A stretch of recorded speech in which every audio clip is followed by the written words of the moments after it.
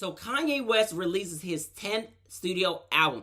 Donda is out, guys. So if you guys don't know, now you know. It's been all over the internet, dropped on Sunday early, according to Kanye, and unexpectedly because Universal Music kind of jumped the gun. But you guys, we have been waiting for this project since July.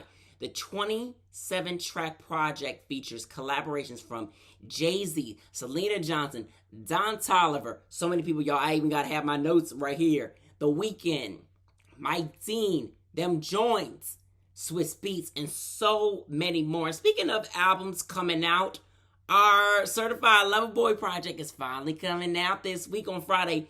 Yes, Drake dropped the announcement, but earlier this weekend, folks, there was a commercial. I know you guys have been paying attention to this ESPN Sports Center, but there was a cryptic commercial where it was like Certified Lover Boy, but it was CLB, and then it was September 3rd. A lot of people saw it, then they didn't see it. So they were like, could this be? And then Drake decided yesterday to drop the announcement on us. So we've been waiting for this project since last year, you guys, since the fall, actually since the winter of last year. So we finally get it. And speaking of albums that we finally are going to get, we want to get Drunken Words, Sober Thoughts from our girl 7th Streeter. Yes, her sophomore album, Drunken Words, Sober Thoughts, comes out on Tuesday, September 17th.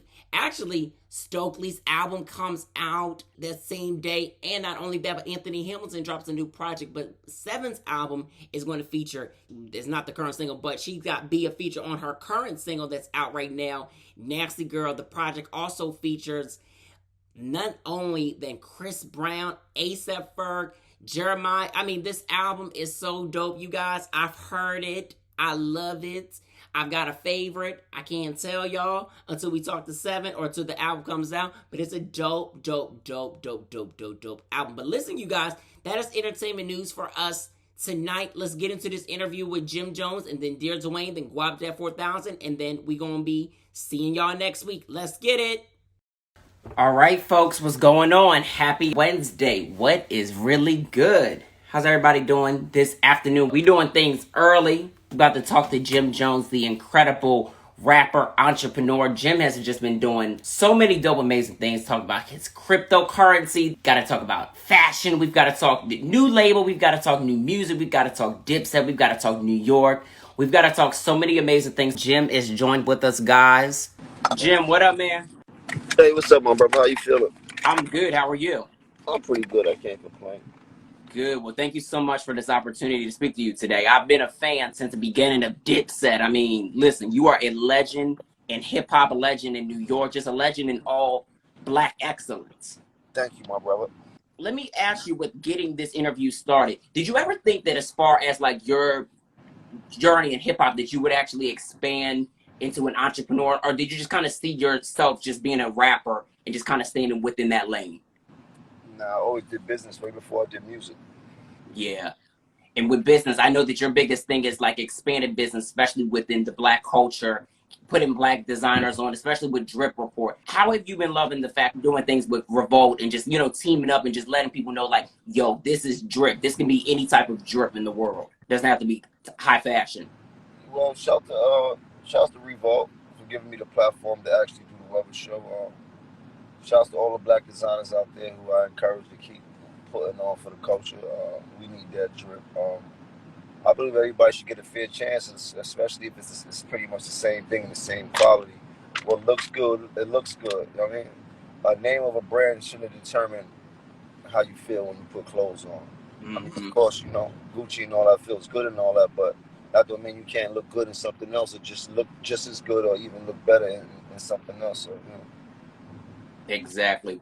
And I feel like nowadays, especially with the younger generation, and I'm sure you can agree with this as well too, that young 20, that teenager age, everybody's trying to keep up with the Joneses and stuff like that. They want to wear Balenciaga and all this stuff. Do you feel like hip hop has inspired young men and young women to want to get with, what everybody else is doing and versus trying to stay in their own lane? Yeah, perception is everything. And perception has led our young generation to feel that they need to be rich without working, and females need to have the highest fashion of all fashions without actually having any responsibility of paying for these things. So we in a fucked up society where perception has taken over the top to an average person think that if he doesn't have a fly car or if he doesn't have a bankroll in his pocket that he's somewhat of a failure, and that shouldn't be when you at 20 years old having this on your mind that you should have a Rolls Royce or you're a fucking failure. That's terrible. That's a terrible way of thinking, and we need to kind of knock that narrative off because I come from a long line of hustlers where you got to hustle to get that money, and that money don't come overnight when you hustling. You got to hustle up for it, you know? Absolutely. And I like the fact that you said that women have to be in that high fashionness. They're the type that needs to be in that world versus men where it's like, oh, we got to put on, we got to put on.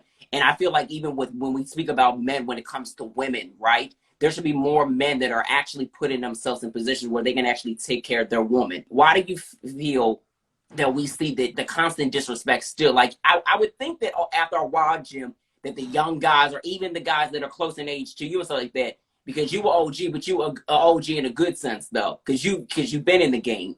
Why do you think that there's still the constant mistake of not being able to treat the woman the way that she should be treated? Let her be that queen that she should be, especially black women, all women.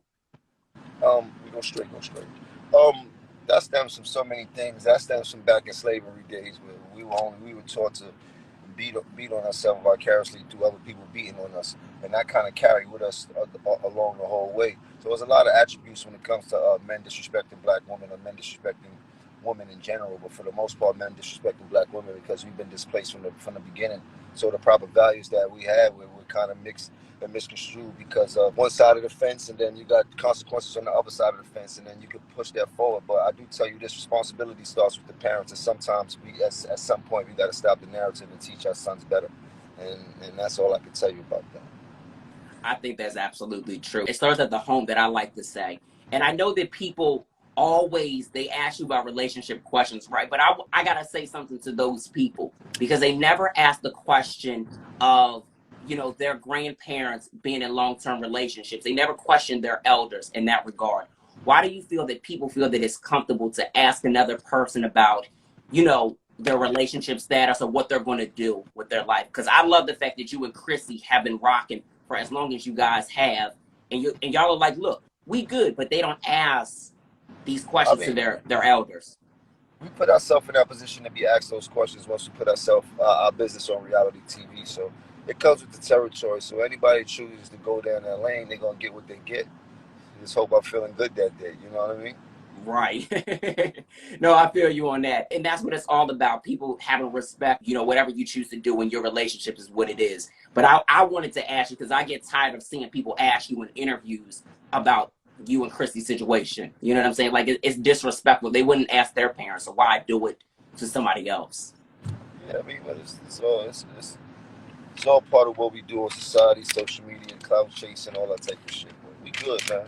Today I've been with my lady for longer than most people been with their wife and shit like that. You know what I mean? Marriages is a very touchy situation. I love my lady to death. So the people also wanted to ask about saucy weed, because I know that was definitely, a different expansion as far as your brand was concerned. Let's talk about saucy, because saucy has been going really crazy for the last, I want to say, you started saucy, about like 5 years ago, right? Yeah, we started the process maybe about 5 years ago. Maybe about 4 years ago we started. About 5 years ago we started the process, and we've probably been in dispensaries now for like a little bit over 2 years. And we upwards of like 200 dispensaries right now. It's dope, man. It's A1 flower. Have a whole bunch of other THC products. Also have some CBD products. We're legal in Portland and in California. So if you're in those areas, go to a dispensary and pick you up some saucy. Right. Listen, I gotta pick up me some saucy when I'm back in California. Even though my mom's watching, she ain't gonna want to hear me say that, but I'm definitely going to go pick up some saucy. Because I think, Jim, what you have been doing, you have just been showing black men that it's okay to step out of the box and just to constantly expand. So cryptocurrency as well too has been something that you've been getting into and you've been learning. How do you feel about just the expansion of that and just where currency is now going with as we progress in life? Cryptocurrency is dope. Definitely a lot of benefits to it. It's definitely where the future is headed when it comes to currency and talking about physical dollars to digital dollars. this is what's going on right now. But cryptocurrency is probably in the recent years is one of the quickest ways to obtain generational wealth. And not saying that all of us could get generational wealth. I'm just saying by investing your time, get off right here, investing your time inside of cryptocurrency and understanding the space, and give us all a chance to change our perception of what we think generational wealth is. And and as far as being in front, we still not in front, but we as closest to the front as we ever gonna get. Is usually we don't find out about these opportunities until it's way too late. You know what I mean? So Right. between cryptocurrency and marijuana, those are probably, and tech, of course, is probably the three biggest fields to change what you think wealth is pretty much overnight if you understand the space. Yeah. Have you thought about venturing into the tech space as well too? Yeah, well, actually, shout out to AWS and Amazon. I got they helped me build out the technology for Quarantine Studios platform that That's right. so that's doing pretty good. People will see a lot going on with that in the near future. So yeah, I'm all over the place, but I use the music so that I can be all over the place straight. Because music is just one way to get the money, is using the success and the influence of what the music gives you to make all the real money, and that's what I've just been doing. And I think that's what is very important for anybody that starts off doing one thing, using that platform and to capitalize off of that leverage, grow from that. Quarantine Studios, I love the aspect of what you've been doing. You provide a space for like all artists that may need a publicist, that need help with management and with publishing, like all things. And it's really been expanding, and people have been loving the fact that you've been doing it. Not only that for up and coming artists, but just the expansion once again. Where did the initial concept come for Quarantine Studios? Um, Initial concept came during the pandemic when everything shut down, and I need to figure out a way to keep recording and making music so that I can make money. And through that sense of urgency and being desperate and everything shut down, and kind of Quarantine Studios was born. Yeah. So with you during the beginning of the pandemic, how often were you recording, and how often did you find yourself just feeling inspired during that moment? Um, well, I went and brought a whole studio rig when the pandemic started before they shut everything down, so I could continue to make it right here. I could continue to make music. And I did. I was just 6, 7 albums inside of my house in the past year, so that's a lot of music. Okay. So are these, because I know that El Capo was the last project that came out, and I know you just signed this new deal for Bird Gang with E1. Congratulations on that, because you still have your situation over at Empire. How does it feel being able to keep your independentness with both labels and still being able to sign artists and then still be an artist as well? It's all about the deal you negotiate. Like I tell people, you never get what you deserve, you get what you negotiate. So I will hope that you're smart when it comes to negotiations. Right. And because that's what it is. You get exactly what you negotiate. Not all, because you can't recoup what you didn't put out there. You know what I'm saying? I think that's the biggest thing that people have perception wise with signing these deals. Mm-hmm. But being from the fact that you came from a major system to now independentness, was that something that was ever like a struggle for you, or did you just kind of find it easy because you stayed busy with shows? I always been an independent artist from the beginning of time. That's been my thing. I've bring that whole independent feel to the East Coast and to New York. My Cam and them all had major deals, but that was what made my independent deal so strong, because they're already so famous and had so much influence that it didn't matter where I did my deal at, people were likely to follow and see what type of music I had. Right. And that's good, because it worked out for you in so many different ways. And I know that earlier in the conversation you were talking about reality television. How do you feel like reality television definitely helped you as well to expand your brand? Because from there we saw Vamp Life, which still continues to like grow each and every day. We see that fashion side of you. How did you say reality television has helped? Um, Shit, there's no better form of promotion than being on TV. It's too visual. People get to see you. Like I've been doing music for so long, and Chrissy been on TV for a couple of years, and her notoriety is just as big as mine. In a couple of years, she's been on TV as opposed to the 15 years I've been doing music at that point in time. So Television is everything, especially when it comes to marketing and promoting a business. If you can get that time and it works for you, then ain't no turning back after that. Exactly. And I feel like it's definitely a good thing for exposure. So when we think about like hip hop and R&B music, there's a lot of times where people say we don't like how a lot of these new guys or these new girls are sounding, and they like the traditional sound of what hip hop and R&B used to be. What is your takes on these newer artists, and who are some of the newer artists in both genres that you personally feel are changing the game?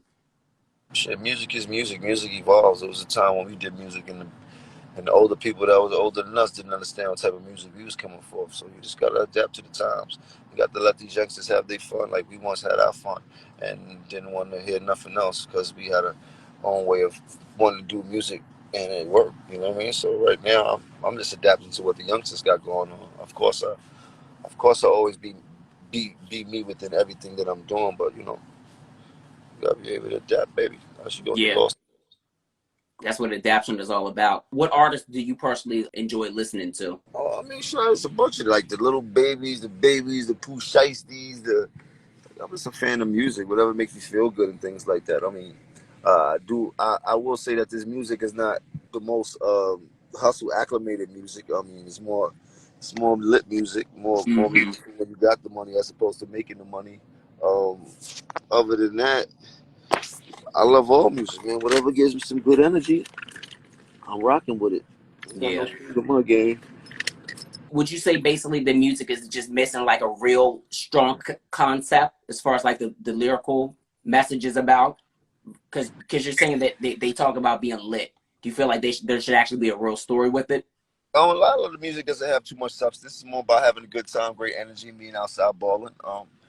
When we was coming up, you had to hustle before you ball, and I think we missing the whole process. So I would appreciate some more music with some substance, no matter what the tempo is. It could be drill Hmm. music, you know what I mean? But can't forget the hustle, can't forget the struggle. And that's what it's all about. And you've always been about showing your hustle and struggle. A lot of people want to also know how soon are we to getting a Dipset series? Oh well, I don't know how soon we ought to get it, but I know we definitely get it as we just did a new Dipset venture, Diplomat Enterprise, where you'll see a lot more things from diplomats as a whole, from clothing to concerts to pop ups, everything diplomat. Oh, nice. When should we expect that? Later this year, going into next year?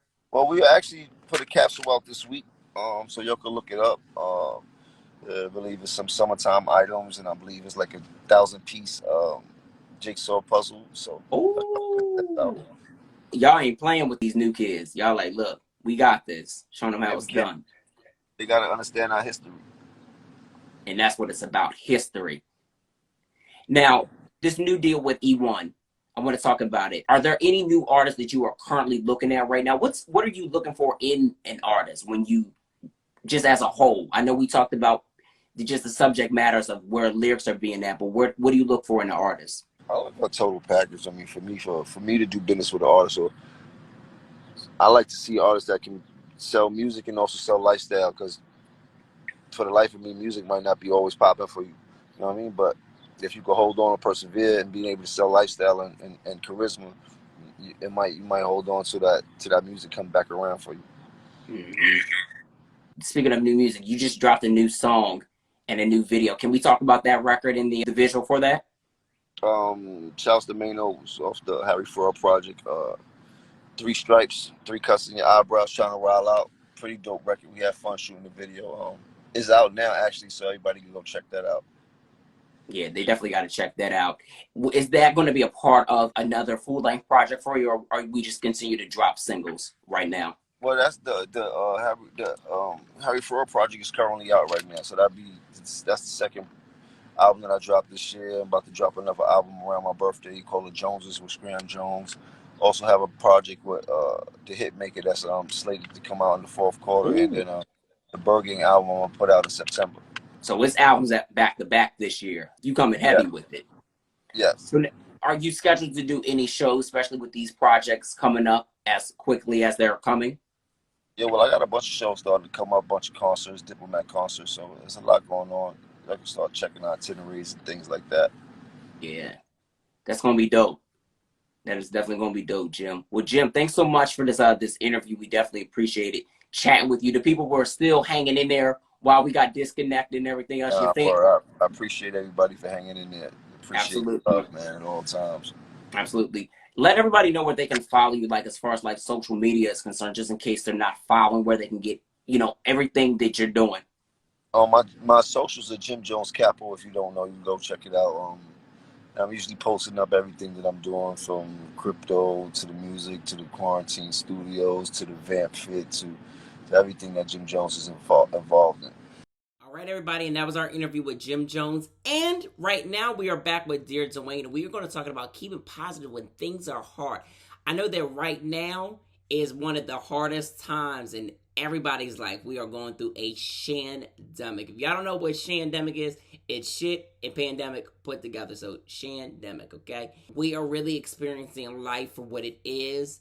We are losing our friends, our family members, our colleagues, everything, jobs, animals. We're just losing a sense of everything. I mean, it's so unfortunate, and my heart and love goes to anybody that has lost anybody during these crazy times, because I know what it's like to lose a person that you love, or for anybody that's going through a divorce or breakup or miscarriage or anything during these times. My heart goes out to you.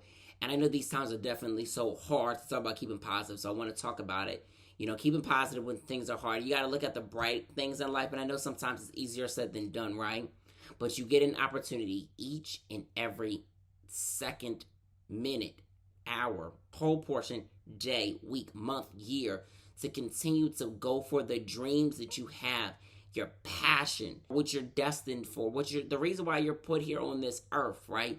You're given an opportunity to live that through each and every day even more. Because guess what? Like I said, the next person may not get a chance to make it. And that could be somebody you know or don't know. We never know when our time is. Only God knows at the end of the day what our end of the day, sunrise to sunset, looks like. And I want people to just be very positive, because there's so much more life to live. There's experiences that you have not experienced that you've always wanted to experience. There's things that you've always wanted to do. So go for it and do that. Do those things. Live those dreams. Take that trip. Write that book. Sing that song. Put out that album. Start that podcast. Be that nurse. Be that lawyer. Go to college. Go to high school. Be a mother. Be a father. Be all the things that you say that you want to do. And not only that, with that, guys, because we're talking about being positive, right? And keeping positive during hard times. Find what keeps you going. What makes you happy the most. Because that's what's going to be the easiest solution to hard times. Sometimes you're not able to cope and use those things, or to use that as a resource. But what you can do is turn to that outlet and be able to channel in your energy and be like, you know what? This is what makes me happy. This is what keeps me going. For me, sometimes it literally is listening to Danny DeCane's Rhythm of Love. That's one of my favorite absolute songs. And I just listen to that song all the time because it gets me in the mood. If I don't listen to that song, it's going to be a bad day. And 9 times out of 10, if I don't listen to that song, 10 out of 10, I have a bad day. For me, it's also drinking smoothies. Sometimes eating healthy helps you stay positive, and eating good, because it makes you feel good, not only on the outside, but in the inside. We got to really focus on our inside feelings as well, not just the outside and the outside appearance and what's going on in the outer layer, because internal is what drives the force of it all. So if you love to read. Reading is a thing that you like to do, and you're a believer. Read the Bible, get close to God, go out, have a good time, go to the beach, go to the pool, go to wherever nature may find you, or wherever you think is going to be the best thing for you, because at the end of the day, you have to find sanity and something on this earth while we are all here. And just to keep that positive mind state going. We don't need to be thinking negative. We don't need to spread that energy. We need to be in good energy, you guys. Hope that this was helpful in some ways for you guys to just think on a positive train and stuff like that. I know these are ways that help me stay positive during hard times. Hell, I'm going through some times right now, just going through the motions of getting older and stuff like that. And that's not anything that I'm afraid to say on record and to say right here on this show. I am having a difficult time with getting older. And it's not a bad thing, but it's going through, it's being 28-year-old man and knowing that you're almost close to 30 and just going through the motions and going through different phase changes and stuff like that. This is something that I'm supposed to be feeling, and I don't know if there's anybody else that's ever felt that stage of becoming, but I've talked about this before. The stage of becoming is the most beautiful thing ever. Don't be afraid of it if you're currently experiencing it right now, because I definitely am. Just keep going. Keep going. It's okay to feel vulnerable and feel sad and feel upset and to be happy, to go through the motions. Nothing's wrong with it. If anybody tells you that it is an issue, they have an issue. So that's what I have to say about keeping positive when times are hard on this episode of Dear Duane. Well, this segment portion of On Air with David Duane, talking about this during our Dear Duane segment. But yes, guys, let's get into this interview with Guapdad 4000. This is such a dope interview. If you missed it on IG Live, this is the moment where you guys will get to check it out. Had such a great time speaking with Guap. So let's tune into it right now. What's happening? It's Guapdad 4000, and you checking out my partner, my scamly, David Duane. What's going on, everybody? What's going on? What's going on? What's going on? Happy Monday. Damn, it's hot. Damn, it's hot. But it's about to be a dope, hot conversation. What's going on, Marie? What's going on, my friend? Listen, we about to speak to Guapdad 4000, the amazing Grammy Award recording artist, nominated artist. You guys know him for his amazing singles. We've got She Wanna, Chicken Dobo. I mean, there's so many amazing singles that Guapdad has out. And we're going to talk about the latest project. He's joined with us. I want everybody to get ready for this convo. Scanley, what's going on? What's happening, Scanley? Listen, it's so good to connect with you today. Thanks so much for joining us. Yeah, can you see me? This shit's kind of low. Yeah, I see you good. Okay, just making sure. Absolutely. First of all, when I sent you that tweet last week when I was saying that you're like my best friend in my head, I meant that. I know you did. I didn't think that you was playing. First of all, I didn't think that was a joke. Nah, you definitely are. Because let me tell you something. You have a lot of energy.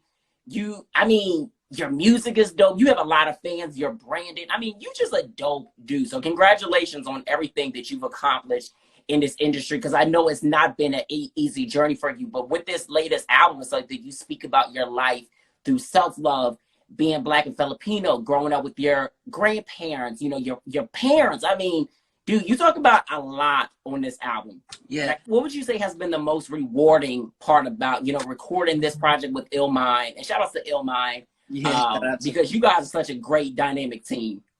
Man, shout out to Big Ill, man. That is my kuya. That's my big bro. I love him. Working with him was probably the most like on paper rewarding thing for me, because Ill's a legend and he's Filipino and that's like my actual homie.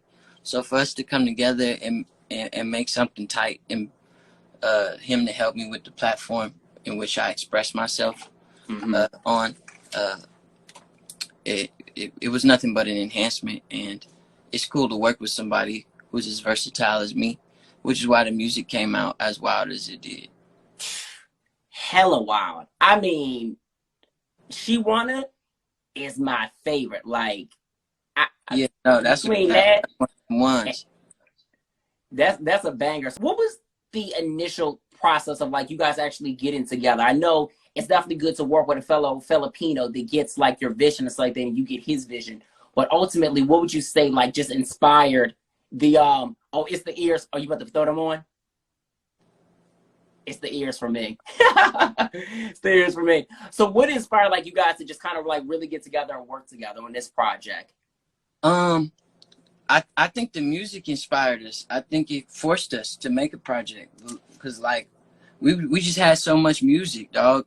It was like we might as well make an album. And then the album just became so personal because I was feeling personal at that time.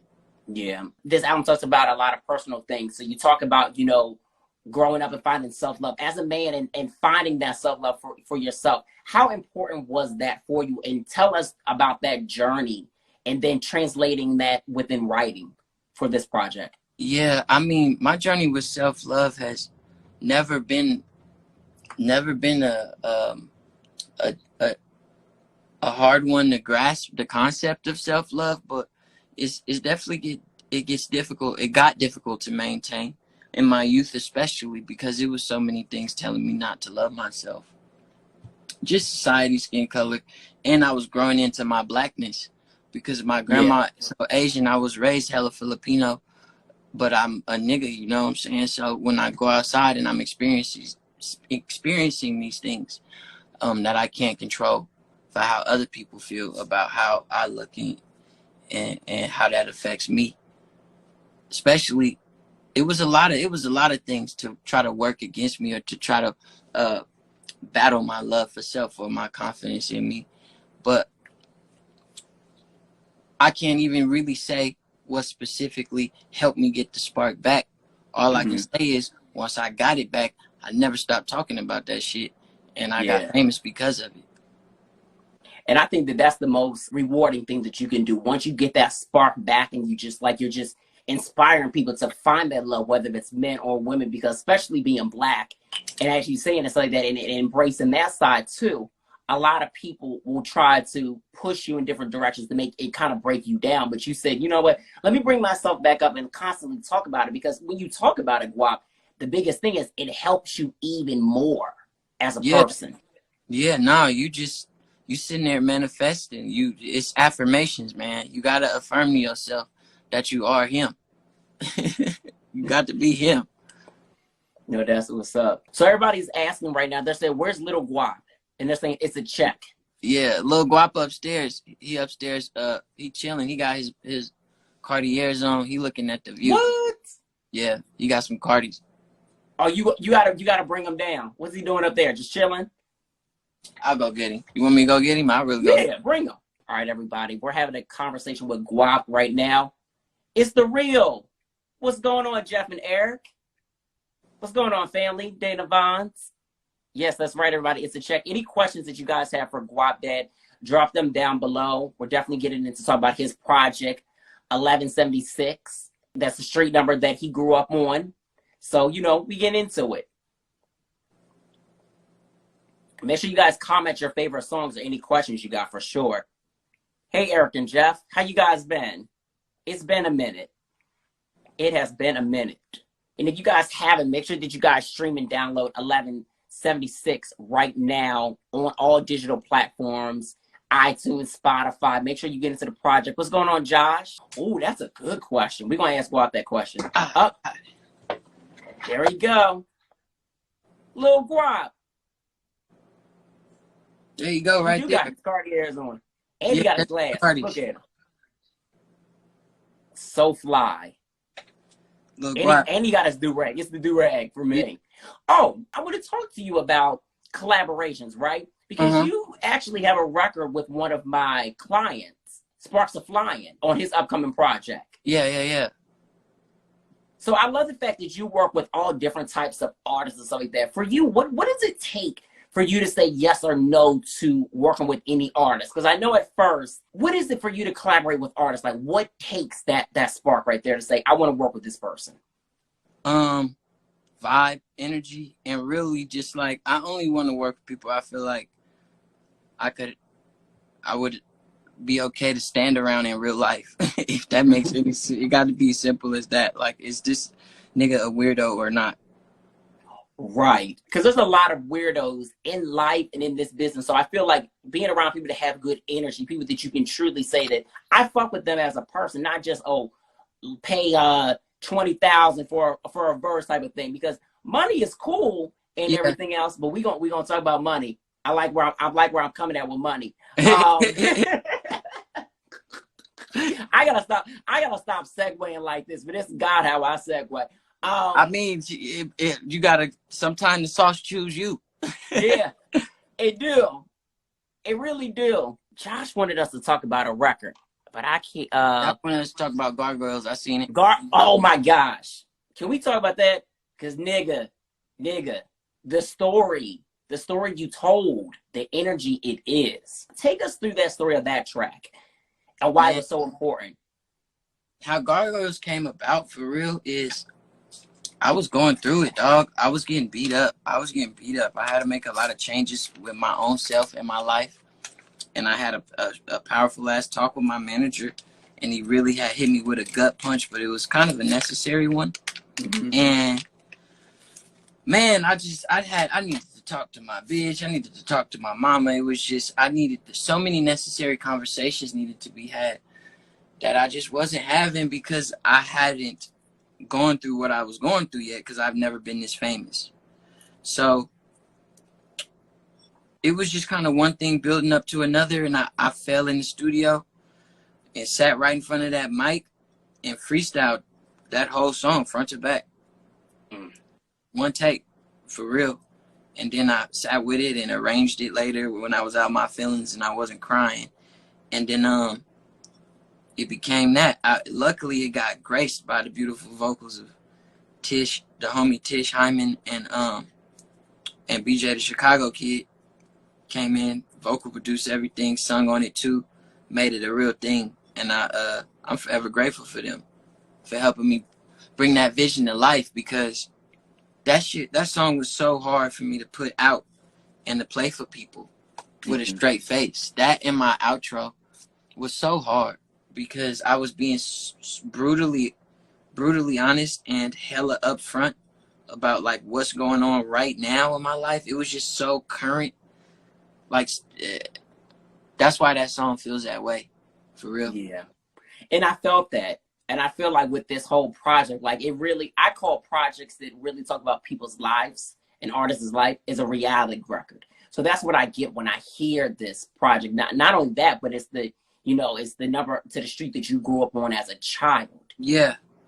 So there's so much symbolicness with this album as a whole. But with that record, for sure, I heard it. I heard the pain. As a Black man, as a Filipino man as well too.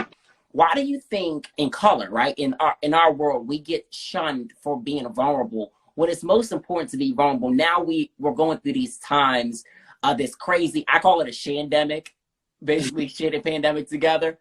But it's like, why do you feel like it's now more important now than ever to have these conversations out loud, to talk about our mental being? Because a lot of people try to act like they don't want to hear, but they know they really want to hear it. I mean, Black people like to ignore mental health because we got enough problems as it is, let alone our own minds out to get us. So Black people really don't like to acknowledge it. I know in my family, for real, it's a couple motherfuckers that just need to accept a couple things. But the lack of knowledge behind it forces motherfuckers to lean back on the like, shut the fuck up and be tough about it mindset, especially with Black men. Yeah. And that the whole boys will be boys thing is toxic. It's not okay to feel like you can't express yourself. But it's hard because as Black men, we don't have outlets to those type of therapeutic situations in which we can describe that pain. So we kind of just write it off. A lot of people of color, not even Black people, but just people, men of color who got to deal with the stress of not being white in America, probably write off a lot of mental health as just a bad day, and that shit is not cool. Yeah, no, it's definitely not cool.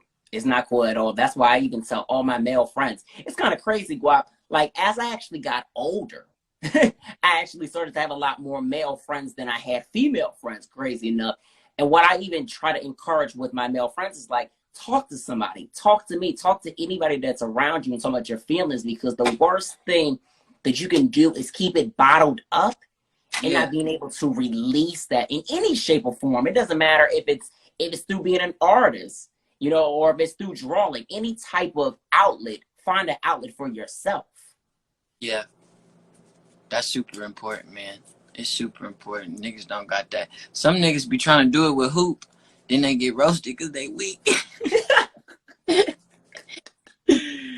It's hard for niggas to find outlets, man. Ain't no It ain't no outlet. It's hard to find to look for an outlet when you don't realize you the plug. Right. And you know what? There's so much power in what you said. When you the plug, everybody is the plug to their life. Yeah. They just got to keep fueling what it is that they want to do and realize who they are as an individual. So I love what you saying that. So for you, I know that, you know, your journey, you know, being on the internet started with scamming first, but then you really wanted people to take you serious as an artist. That was something that you always wanted to do. It was no secret to your family and to your close friends. How was it for you to, you know, segue into being an artist from being taken serious with your personality versus everybody just taking a look at you as, you know, somebody who's been a scammer before? Shit, it's still, I still fight it. I still fight that stigma.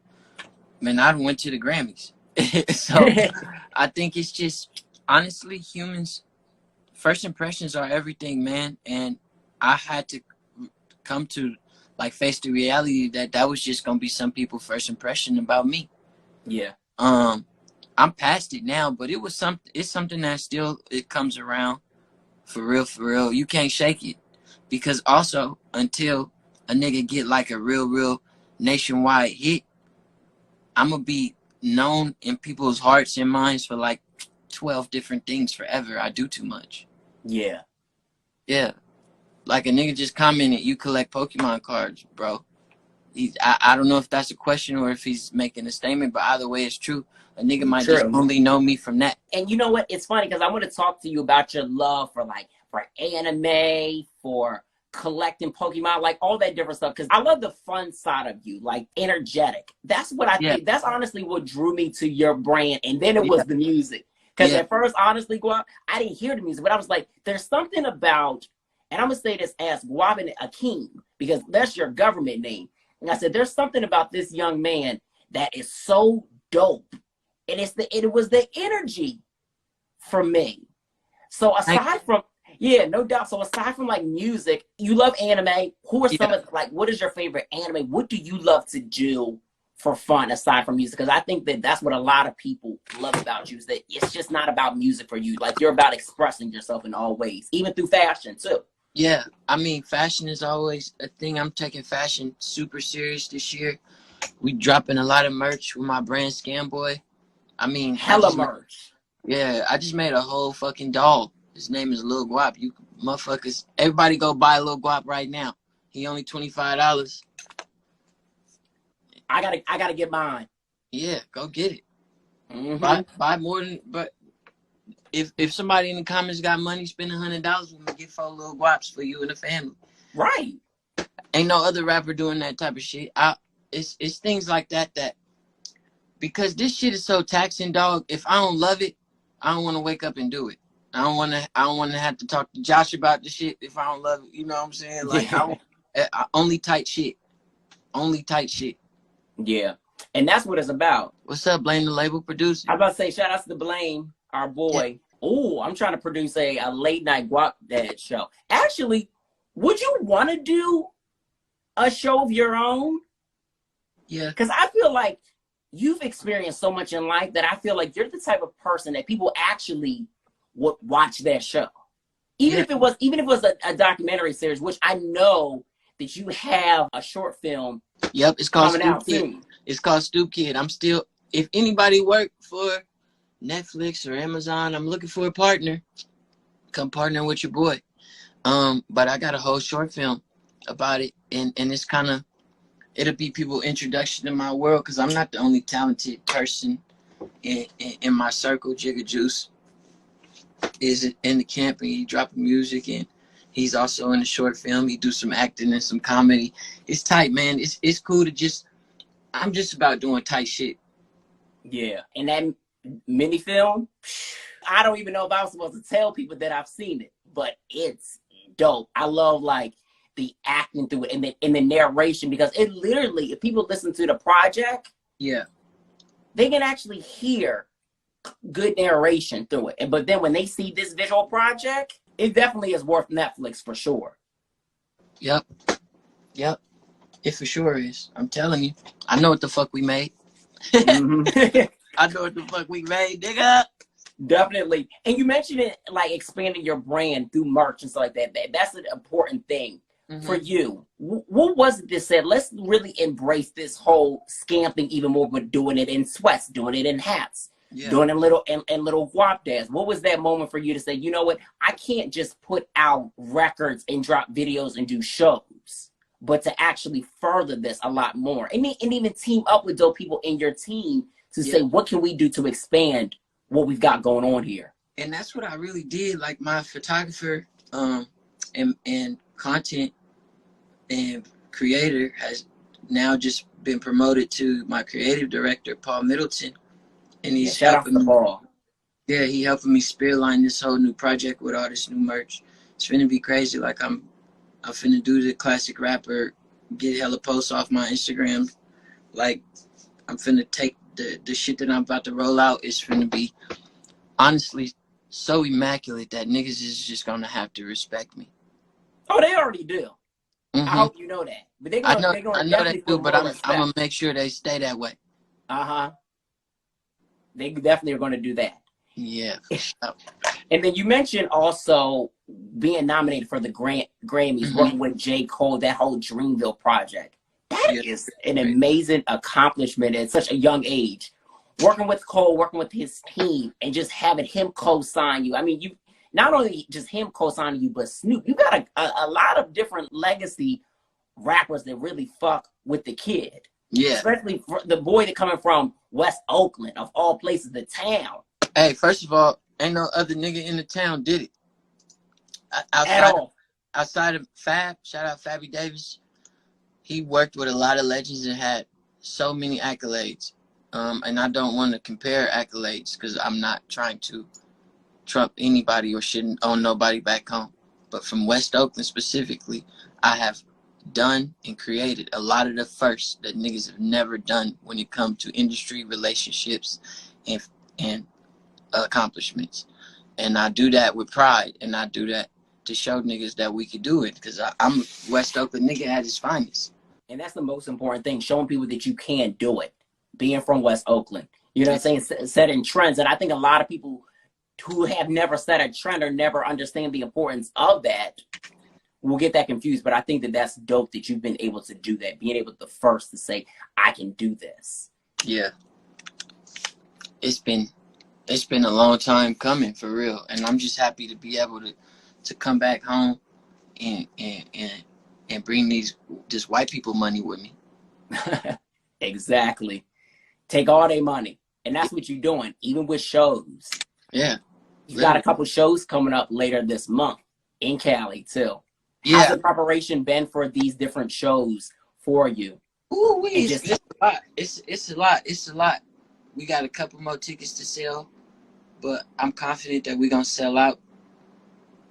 I'm just pushing this shit. I'm getting the stage design so crazy, nigga. I'm gonna pull up like fucking Tom Clancy. I swear to God, I'm dropping from the ceiling like motherfucking Tom Cruise all the times. Oh, you being for real? This is what we doing? This the whole idea? Yeah, I'm coming through breaking and entering. I'm all about theft and fraud and embezzlement right now. I'm taking my shit. I'm taking it back. And you got to. What's similar from your previous live show are you keeping with this new show, or is it a completely new live show? Because I know when it comes to that, the live show aspect, you're definitely in the studio working with the producer and engineer, making sure that the sounds are right, that everything just comes in cohesively. Yeah, I co-produce really everything. And I'm producing a lot of this new music myself too. So that's all I'm making music for, is to perform. So if I could say that the thing that's consistent about the live show is the energy. My energy always gonna be one of the best. I put on a hell of a 40-minute show. I have to come to a show because you definitely do. I've seen so many videos online, Guap, and I'm like, why haven't I seen this nigga perform live? Yeah, it's a hell of a show too, dog. But that show on the 27th, I might have to make that show. Yeah, come on. It's gonna be one of them ones. I can't wait for it to be that. I can't wait for it to be that, for real. I'm super excited to do this shit and to perform some of this new music for people. Yeah. And then you even have Asia Rising coming up as well too, and Rolling Loud coming too. So you've got these bigger shows too that's going to include the new music. How much of the new music are we getting that is already out new music versus new music is what the fans want to know? It's gonna be a good mix of both. I'm definitely playing the songs that people want to hear that are already out. All the Guapdad hits, you know what I'm saying? We could come. Mm-hmm. Niggas gonna mosh pit the Gucci pajamas in certain states. You know, I've seen it before. Trust. In Europe, they mosh pitted to Gucci pajamas. It was the craziest fucking thing to see. Really? Yeah. So I can't wait to see Chicken Dobo live as well too. Yeah, Chicken and Dobo is a treat. Chicken and Dobo is a treat for sure. Oh, but you know what song you gotta perform that you teased us with on social media? Was that Lauryn Hill sample? Oh man, that shit's stupid. That is nuts. Nigga, when I heard that, I was like I'm spazzing on everything though. I literally recorded a verse maybe 5 minutes before I hopped in this live. That's what I was doing. I was coming. I was working. You want to hear it? I'll play it. Yeah, let's hear it.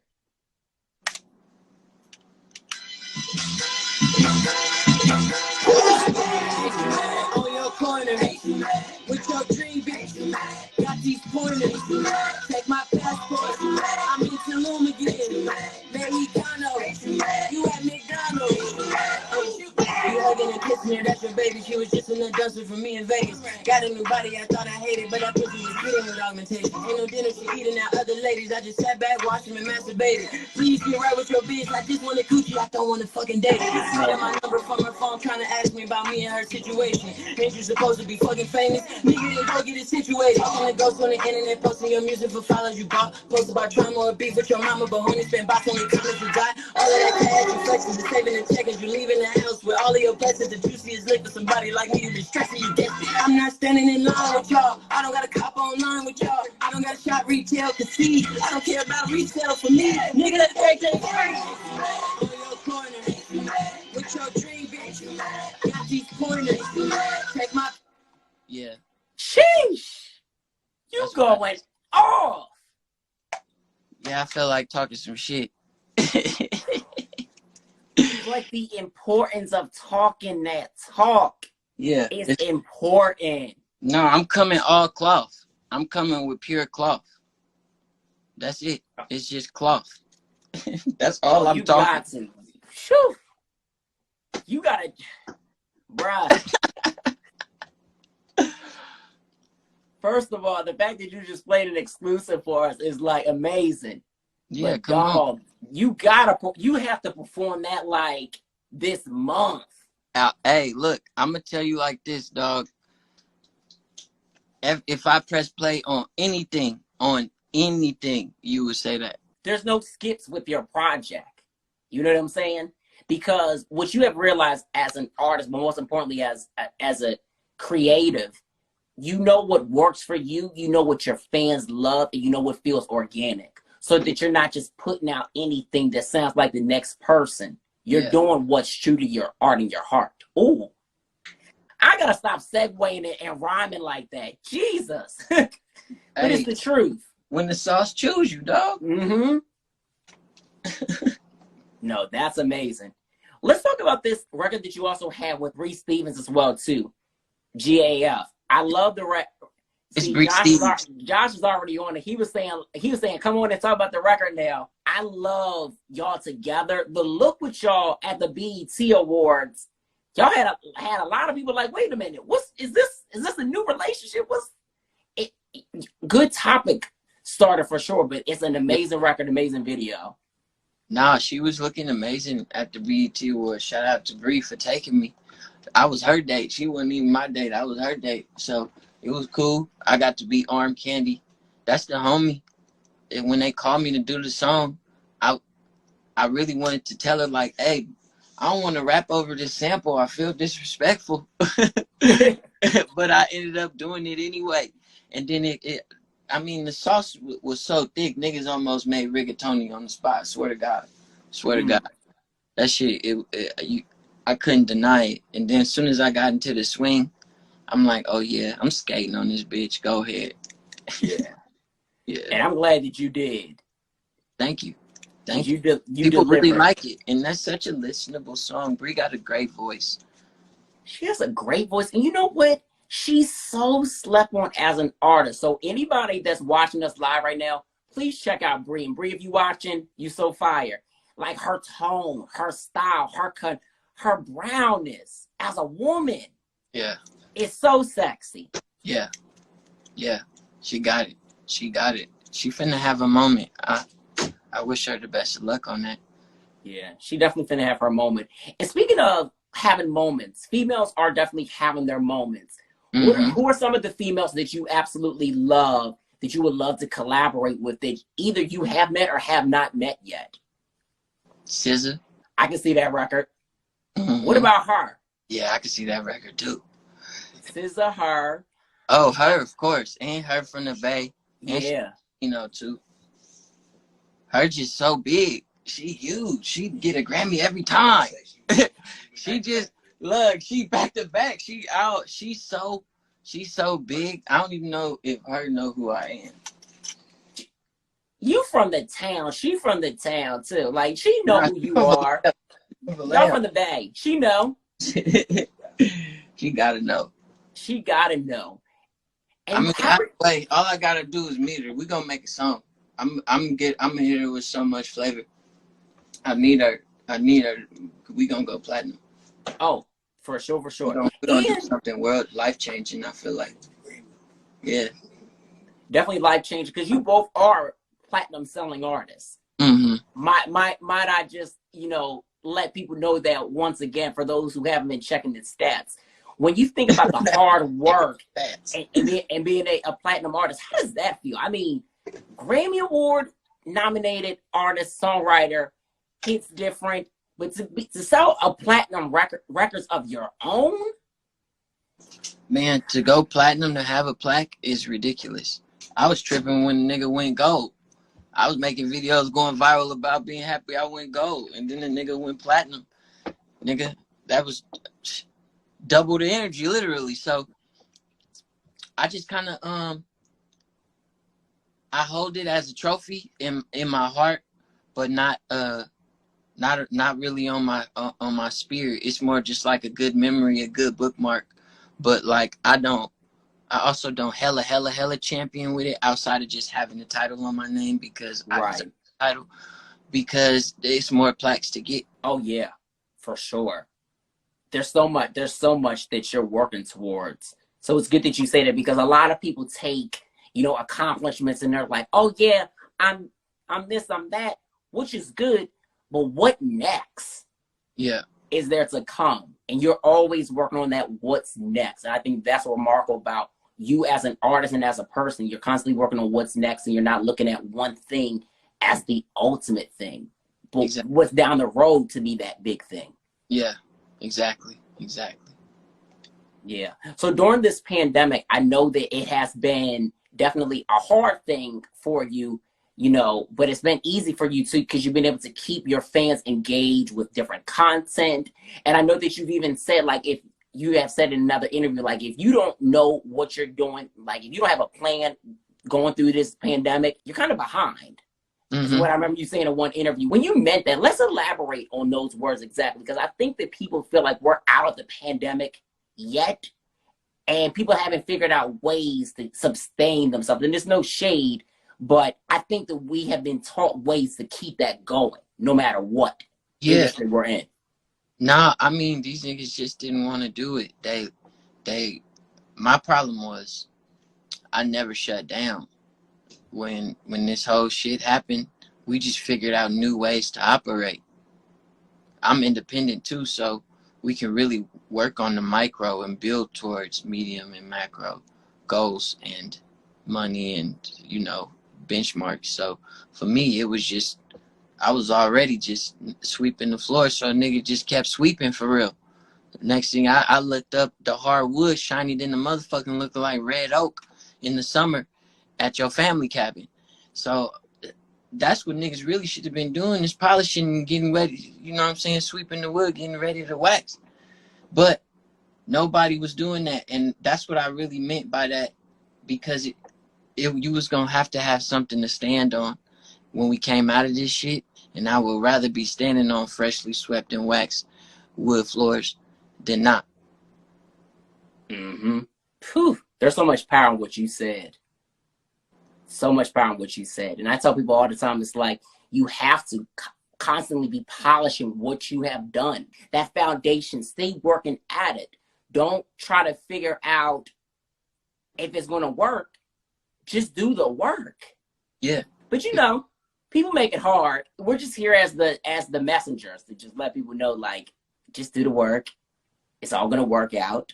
Everybody's going to come out on top of this. And I'll tell you something, Guap. This time for me has even allowed me to discover so much about myself. What would you say for yourself as Akeem that you discovered, and then as Guap you discovered, or that even kind of helped both hand in hand?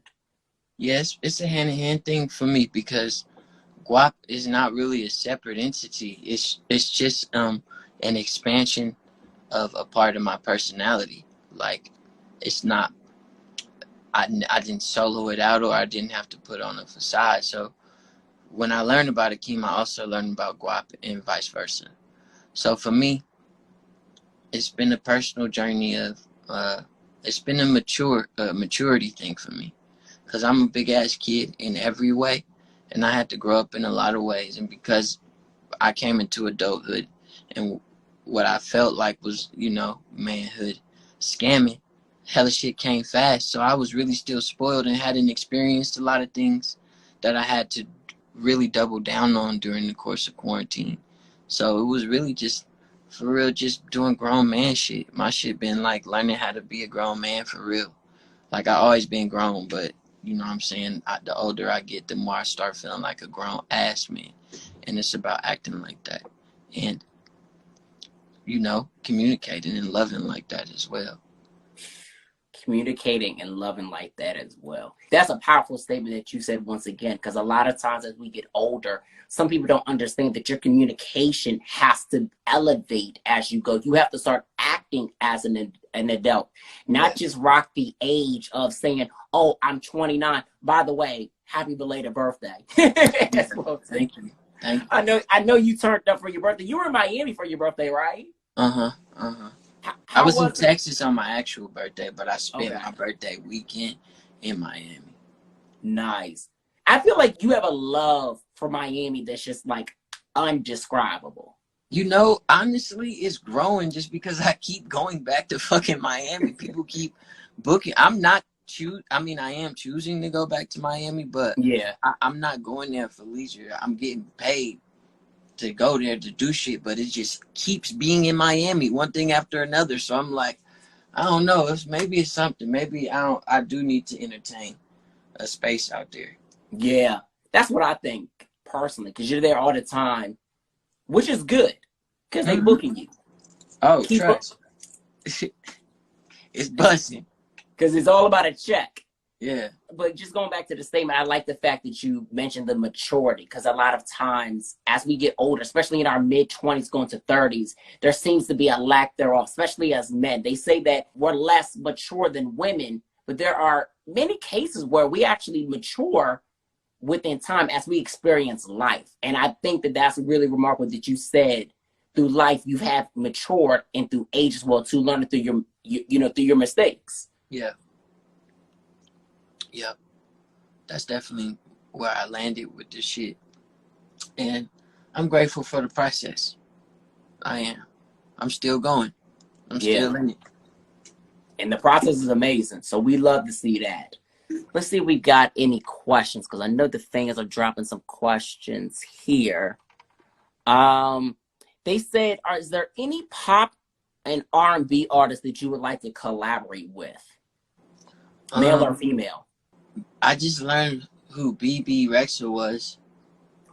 Ooh. I never I didn't know who she was, and I heard that she was super tight and a super songwriter legend, and they named all these songs that she did in her catalog. So that's the first thing that comes to mind. But to be honest, I don't listen to pop much. If I had to, rapper is pop. So if I had to say that, Lil Nas X, Okay. pop star in the world. Yeah, I can see that. Yeah, I fuck with him. I want to fuck with the Latin niggas too. J Balvin, hella wavy. I like his style and the things in his house look cool. So we probably got similar tastes. I would make some tight music with him. Bad Bunny dressed tight, and I like his Bad Bunny props. definitely dressed tight. Yeah, so I would fuck with him too. If I'm trying to think of like the huge.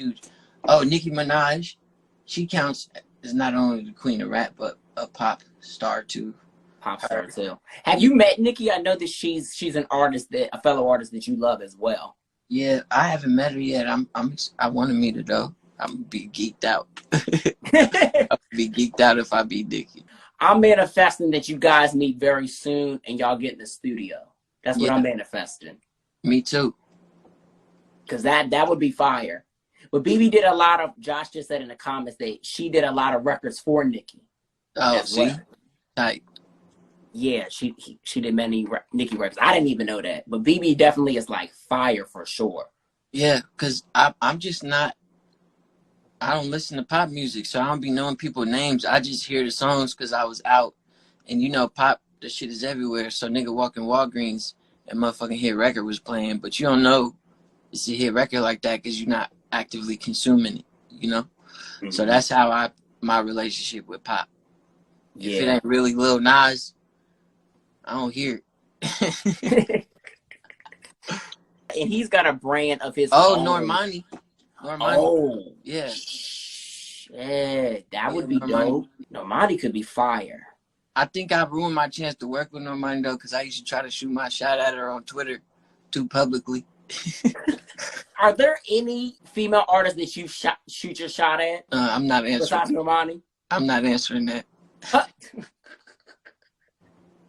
You're like, I'm not doing that. Mm-mm. But there's been plenty enough. Okay. I mean, just because you shot your shot at Normani don't mean you ruined your opportunity.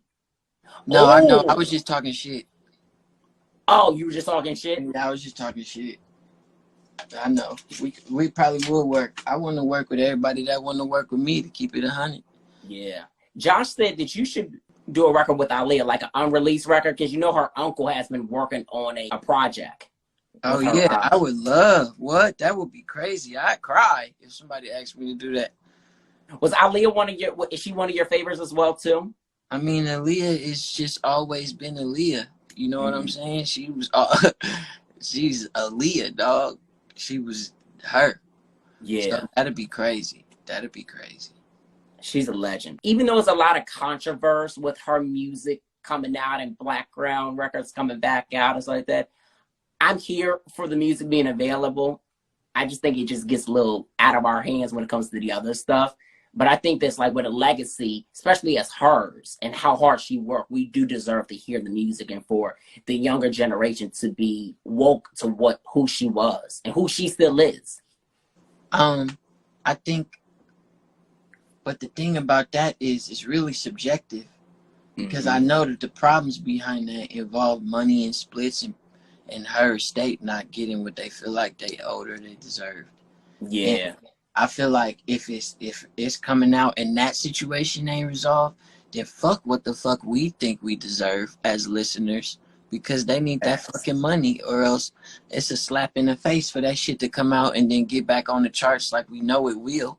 And because how streaming work and then they ain't getting no money about it. Next thing you know, it's like she alive again and they still getting fucked. Right. So and that's why it's even like a kind of like kind of situation with that. Yeah. Because I just feel like you have to do because they asked for they put a post out and they were like, look, we asked for the accounting of certain things and just to know what's what and for back records, give it to them. They deserve it. Yeah. It's theirs. Yeah. It's theirs. Literally, it's theirs. Yeah. It's their own. But no, I definitely could hear a track with y'all. That would be dope. Let me figure out what else everybody else is saying in the comments. They said a collaboration with Snow the Product would be dope. Oh, she tight. She from the Bay. She from San Jose. Mm-hmm. Yeah, she tight. Yeah, that could be lit. She was on early too. Snow the Product was around. She could rap. Is there any collaborations that have been done for this up and coming project? This coming out? Yeah, I mean the song that I just played, Buddy and Kenny Mason are on there. I just didn't play their verses. Mm-hmm. I got some shit. Man, I don't even want to spoil it. I got a lot of shit. Denzel just came over here, just did a song. Isaiah literally is texting me about going to the studio. I'm doing a lot. So yeah. There's a lot to look forward to with this project, this upcoming project. And if you could it might not even be a project for real. It might just be I'm just releasing shit. Just releasing stuff, yeah. And I think that that's good for your brand because you're constantly out there. You're staying active. You're doing your shows. You're dropping merch. You're giving us content always possible. So, hell, if you want to drop 1,000 standalone records, guess who's downloading it? Yep. And and look, we ain't even best friends in the head no more. We best friends for real life now. We scamly. It's gravy. Scamly, yeah. It's gravy. It's amazing. So, these upcoming shows, are you leading up to a tour? Because I know that's the biggest question that a lot of people want to know. Like, we need a full, a shebang tour. Yeah, I can't speak on that right now. But it's in the works. Yeah. So I'm guessing it's like 2022? Maybe sooner. Have you toured in Philly before? Done any Philly shows? I did one Philly show, but it was early. It was like 15 niggas there. Oh, okay. Philly show was like 3 years ago. Okay. Yeah. Well, definitely make sure you do a Philly show. I already know you're going to do New York. I know you're going to do LA. Because I'm from Delaware. So, I'm right in that immediate tri-state area. Philly want to see you. I'm just letting you know. For Delaware is in the DMV? Delaware. Okay, so we got to even break where the fuck is Delaware at? So Pennsylvania and Delaware, Maryland, New Jersey. So they're all like their own states in Virginia. But everybody always say it's Delaware a part of the DMV because of that D part. But the D is actually for Washington, D.C. Oh, okay. Mm-hmm. Yeah, District of Columbia. Always gets confusion. Yeah, Josh said Philly, Camden area. Because, that's where he from. Philly, yeah, man. What did I have? Ishka Bibbles? That shit was hella good. Oh, yeah. With that purple drink, that shit was good as fuck. Mm-hmm. With the extra cheese whiz. I want a Philly now. Fuck, I gotta hop on a flight. Let's go. Man, I gotta go. I got a premiere to go to. I'm going to a Shang-Chi premiere. Oh yeah, it's true. You going to that tonight, right? Yep. Oh, that's lit. Now that's gonna be a good time. But listen, you can always come to Philly anytime. The Philly cheesesteaks, Ishka Bibbles, gyms, all that stuff. Yeah, let's do it. Let's do it, Josh. I'm down. Yeah. Do a Philly takeover. Hey, Josh, get a U-Haul truck and a PA system, and I'll just drive around rapping in the back of that motherfucker. You know what? That actually would be some good content. Josh, make that happen. Make that happen for real. You know how wild, like, Shade Room and everybody else would go? Like, if you actually did, like, pop-up shows like that? Yeah. Or pop-up appearances? Swear to God. Yeah. You got to do it. Well, Guap, my God, this was such a great conversation. I'm glad that we got a chance to connect. I know that when I had tweeted you that how quick we were going to connect, but I definitely appreciate you, your music, you as a person, this brand new project that everybody has to get. As we wrap up, I want to ask you, what would you say exemplifies you as a man, not just as an artist and entrepreneur? I fuck with my people, dog. And I'm loyal to my team, and I'm loyal to my niggas to a fault. I got one of the, I say in the song, Orgasm Full of Pain, or was it Orgasm? I forgot what song it was, actually. But I got a bar to say I'm a scammer with a heart full of gold, because that's really how I rock. I love my people. I really don't pay attention to nobody else. I could say I'm one of the most, and I stand on that. I do business like that for everybody on my team, and they know that I go out of my way to do that. So I think that's my character really, and my morale is something that is really different from these niggas, because these niggas is bitch ass niggas. They definitely are bitch ass niggas. They are. Yeah, so that's what I would say about that. No, that's amazing. And again, we love your personality. I think, yeah, that's what makes you stand out versus a lot of these different artists or just different creatives is you're you. You're not trying to be put into a box whatsoever. Like everybody said, that's facts. Yep. Facts. Oh, did somebody say loyalty is big Leo shit? Yeah, for real. You know what the crazy thing is about Leos? And maybe you can help me understand this sometimes, okay? Why do y'all lie? Sometimes I just want to. I lie because I just want to lie. I want to tell you a lie, and I want you to believe it, because I want to feel like I'm good at lying, because it's fun to be manipulative. That's why y'all do that. Yes. So literally it's a choice thing, because I've always wanted to know, why do Leos lie? And I know that everybody's comments saying that everybody lies, but no, it's a different type of lie with Leos. Leos lie the way where they don't necessarily have to. I'll lie about stupid shit. Like, a bitch yeah, what I do today, I'll be like, I just ate some chips and the nigga ain't seen Doritos in 3 months. You know what I'm saying? Like, it's just fun to do. I had a friend I was working with who was an artist. I'll leave them completely nameless, right? This is back in the day when Blackberries was a thing, right? So she would say, oh, she was like, the screen broke, the button won't work, but she was texting and tweeting everybody in the world. I was like, oh, come on, Leo. I had so much faith in you. And then I dated a girl who was a Leo. Short-lived situation. Okay. Never again. But I wanted to know what was the... I like Leo girls though, because I'm attracted to confidence. Mm-hmm. I like confident women that just know. I like confident women that know that they're the shit and kind of look mean a little bit. Right. Yeah. So that's how you would describe a Leo woman? Mm-hmm. They got kind of grit to them, but they creative. They the life of the party. I'm the life of the party. We can be that together. And Leo women like to give a lot of compliments because they get compliments, and I like doing that shit too. So I for sure fuck with Leo women. Right. Are there any other particular zodiac signs that you like?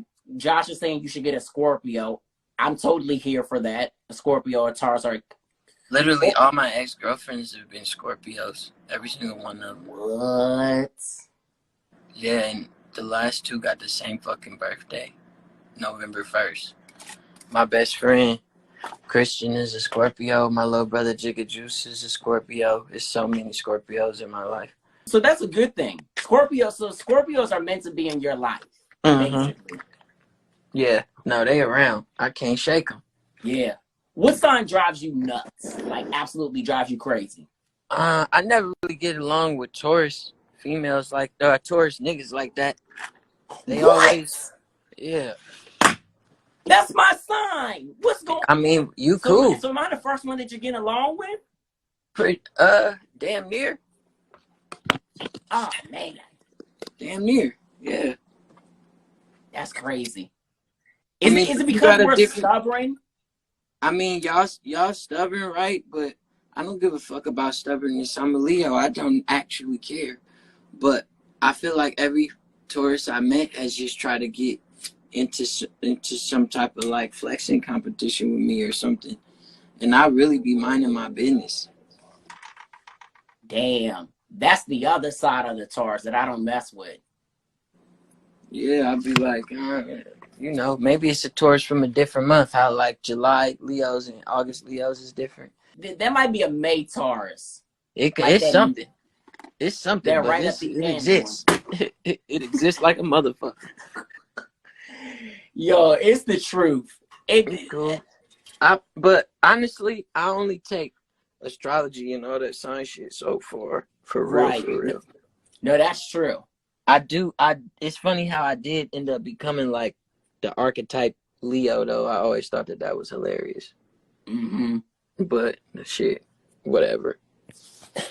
We didn't open up a can of worms. Everybody is really talking about zodiac signs now. Somebody said Taurus will be real competitive when you ignore them. Somebody said ain't no May Taurus. Oh, they see. Look. On that note, Look. I gotta go anyway. It's right. I gotta get ready for this award show. I mean, it's premiere. Yeah, but Guap, it was definitely a pleasure speaking to you. Let everybody know where they can follow you as far as social media is concerned, just in case they aren't already, where they can stream and download the latest project with Illmind.